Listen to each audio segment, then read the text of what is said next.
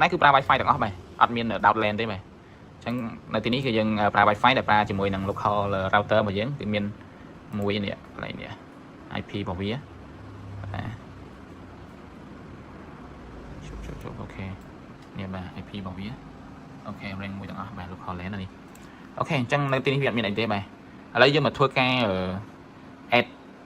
កាមេរ៉ាជាមួយនឹង NVR ដែលប្រើ application អញ្ចឹងនៅទីនេះផងដែរគឺយើងប្រើ application សរុបទាំងអស់តែម្ដងគឺយើងអត់នេះទេបាទដោយកាមេរ៉ាហើយនឹង app NVR ហើយនឹង EasyBiz កាមេរ៉ាហ្នឹងគឺនៅក្នុង application តែមួយនៅក្នុង account តែមួយបាទអញ្ចឹងយើងមាន NVR បាទអូខេហើយ NVR របស់យើងនេះគឺអត់មានអីទេបាទឃើញទេចាំមាន link អត់មានអីទេអញ្ចឹងយើងចូលមកកាន់ជាមួយនឹង device information បាទ device information បាទនៅក្នុងនេះគឺវាមាន latest version បាទនេះបើសិនជាបងអីអត់ទាន់ធ្វើការ update latest version ទេបងធ្វើការ update ទៅ latest version របស់វាគឺ 25.03.19 បាទអូខេអញ្ចឹងខ្ញុំ back ទៅវិញបាទអញ្ចឹងយើងមកធ្វើការ link បាទអូខេ link device របស់យើងនេះអញ្ចឹងនេះ device របស់យើងអាច link បានចុចម្ដង link ទាំងអស់ក៏បានដែរឬ link ម្ដងមួយក៏បានដែរ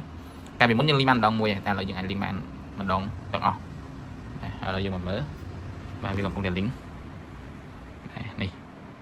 ម្ដងមួយហ្នឹងបាទចាំ program គឺវា link ម្ដងមួយតែយើងគ្រាន់តែមកចាំចុចច្រើនដងយើងចុចម្ដងទាំងអស់8 channel ហ្នឹងទៅហើយចុច link ម្ដងទៅគឺវានឹងធ្វើការ app ម្ដងមួយ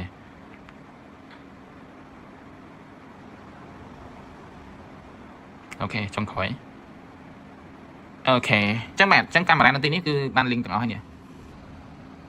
អូខេអញ្ចឹងតមកទៀតខ្ញុំនឹងធ្វើការ unlink ឲ្យមើលបាទតើ unlink ឥឡូវមិនដែរ unlink ក៏ស្រួលដែរគឺយើងគ្រាន់តែចុចកន្លែងហ្នឹងនេះចុចកន្លែងហ្នឹងណាវាមានពី unlink ក្រុមហ្នឹងអញ្ចឹងយើងមិនចាំទៅចូល record នេះដូចមុននេះទេហើយចំពោះ venue ខ្ញុំរៀនប្រាប់ទាំងអស់គ្នាបាទងាយស្រួលបាទកន្លែងនេះយើងដាក់ឈ្មោះ NVR ហើយយើងបង្កើត create space កន្លែងនេះមួយទៅនេះកន្លែង create space កន្លែងនេះយើងដាក់ XYZ របស់កាមេរ៉ាទៅហើយបើយើងចង់មើល live view ទាំងអស់យើងចុចកន្លែងនេះនេះមកទាំងអស់នេះអូខេអញ្ចឹងយើងបើកលើ monitor ផងបើកនៅលើ iPad ផងបាទឬនៅលើទូរស័ព្ទរបស់យើងបានទៀតហើយបើយើងចង់មើលតែអត់ចង់មើល NVR ទេយើងមើលលើកាមេរ៉ានេះក៏បានដែរនេះចុចលើកាមេរ៉ាបាទនេះអូខេបើកបានដូចគ្នាអេមែនតើបាទអញ្ចឹងបន្តិចទៀតនេះខ្ញុំនឹងធ្វើការតេស្តជាមួយនឹងពួក Outlink ឲ្យ local ណាមិនមែននៅក្នុង local តែមួយបាទមើលមិនដែរឥឡូវចំពោះការធ្វើការសាកល្បង end ហ្នឹងឥឡូវបានបញ្ចប់ហើយបាទសូមអរគុណទាំងអស់គ្នាបាទ